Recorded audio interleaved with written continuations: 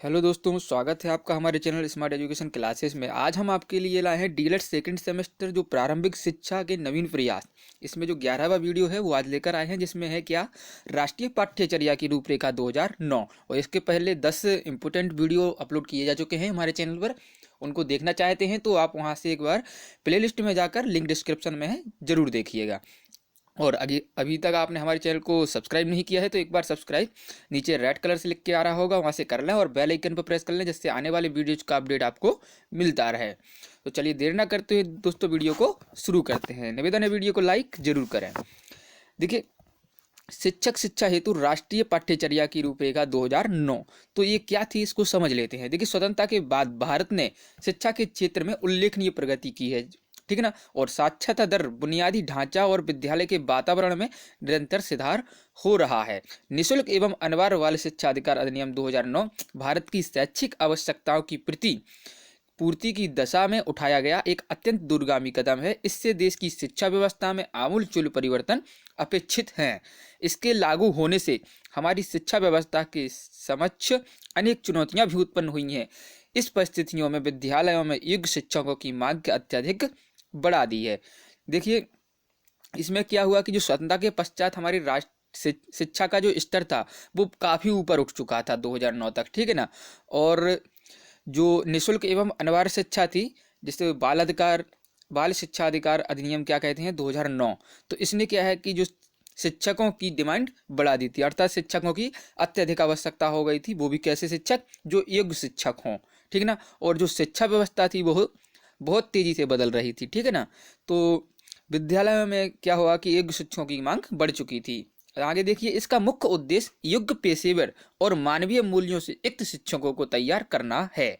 इस दस्तावेज में शिक्षक शिक्षा हेतु प्रमुख सुझाव दिए गए हैं। देखिए, जो राष्ट्रीय पाठ्यचर्या की रूपरेखा 2009 है, इसका मुख्य उद्देश्य क्या है कि जो योग्य शिक्षक, कैसे, जो सभी मानवीय मूल्यों से युक्त हों और योग्य हों, ठीक है। तो इसके लिए क्या सुझाव दिए गए हैं।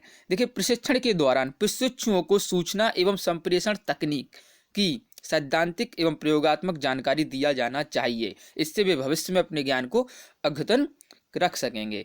देखिए, प्रशिक्षण होता है, जो आप प्रशिक्षण कर रहे हैं डीएलएड का, तो इसमें क्या होना चाहिए कि जो क्या बताया गया है कि सूचना एवं संप्रेषण, ठीक है ना, नॉलेज और कम्युनिकेशन, ये दोनों स्किलों का बहुत डेवलपमेंट होना चाहिए, ठीक है ना, एक प्रशिक्षु के अंदर। आगे है, प्रशिक्षण अवधि में प्रशिक्षुओं को यह बताना चाहिए कि शिक्षण सामग्री को ऑडियो वीडियो रूप में कैसे परिवर्तित किया जाए, ठीक है ना। ऐसा व्यवस्था की जाए कि जिससे वे स्वतंत्र रूप से इस विद्या को स्वयं सीख सके और इस विद्या से पठन पाठन को मनोरंजक बनाया जा सकता है।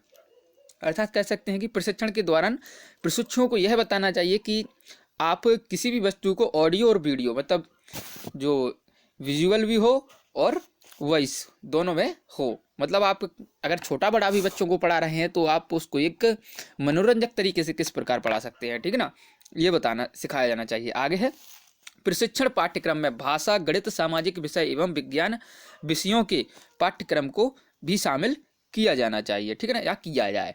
देखिए, गणित, भाषा और सामाजिक विषय और विज्ञान, ये जो 4 इंपोर्टेंट विषय बताए थे राष्ट्रीय पाठ्यचर्या 2009 में, कि इन्हें सम्मिलित किया जाना चाहिए कॉमनली।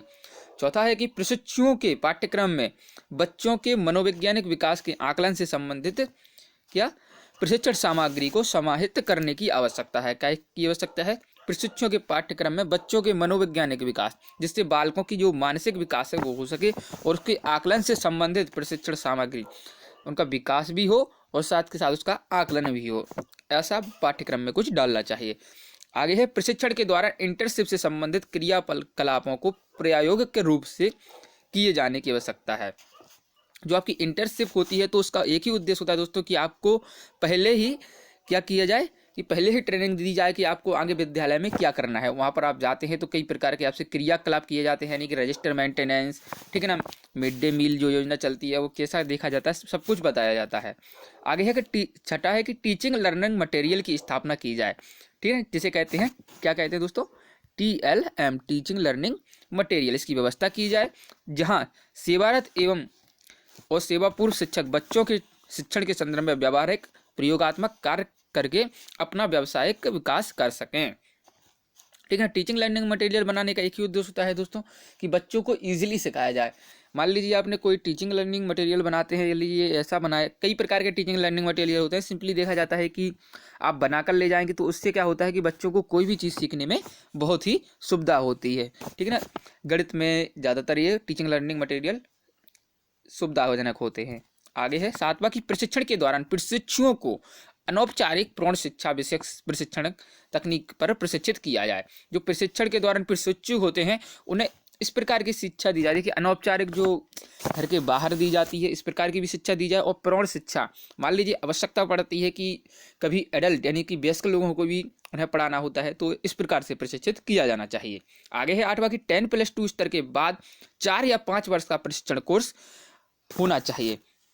जो 10+ हाई स्कूल इंटरमीडिएट है उसके बाद बताया गया है कि 4 वर्ष या 5 वर्ष का प्रशिक्षण कार्यक्रम होना चाहिए। आगे है कि विकलांग बच्चों को सामान्य बच्चों के साथ सामूहिक रूप से शिक्षा हेतु प्रशिक्षण दिया जाना चाहिए। मतलब जो विकलांग यानी कि बच्चे होते हैं, ठीक है ना, दिव्यांग, तो उनके लिए भी सामान्य बच्चों के साथ ही कक्षाएं बिठाया जाए, ना कि अलग से। और विकलांग बच्चों के प्रति समझ एवं पहचान से संबंधित विषय सामग्री तैयार की जाए। उनके लिए स्पेशल पाठ्यक्रम मतलब बनाया जाए जिससे कि वो जल्दी समझ सकें। ठीक है ना। आगे है कि अनुसूचित जाति, अनुसूचित जनजाति एवं अल्पसंख्यक बच्चों की शिक्षा से संबंधित प्रशिक्षण दिए जाएं। ठीक है ना। मान लीजिए कहीं पर अनुसूचित जाति SC और ST या फिर कह सकते हैं माइनॉरिटी अल्पसंख्यक बच्चे अधिक मात्रा में हैं तो उनके लिए भी एक विशेष प्रशिक्षण की व्यवस्था की जानी चाहिए। ये नहीं कि उनके लिए कोई मतलब इग्नोर किया जाए। आगे है दोस्तों, वीडियो देखने के लिए आपका बहुत बहुत धन्यवाद। अगर आपने हमारे चैनल को सब्सक्राइब नहीं किया है तो चैनल को सब्सक्राइब कर दीजिए जिससे आपको अपडेट मिलते रहें। वीडियो को लाइक करके जाइए और शेयर दोस्तों के साथ बिल्कुल भी करना ना भूलें। थैंक यू दोस्तों, मिलते हैं अगले वीडियो में। जय हिंद, जय भारत।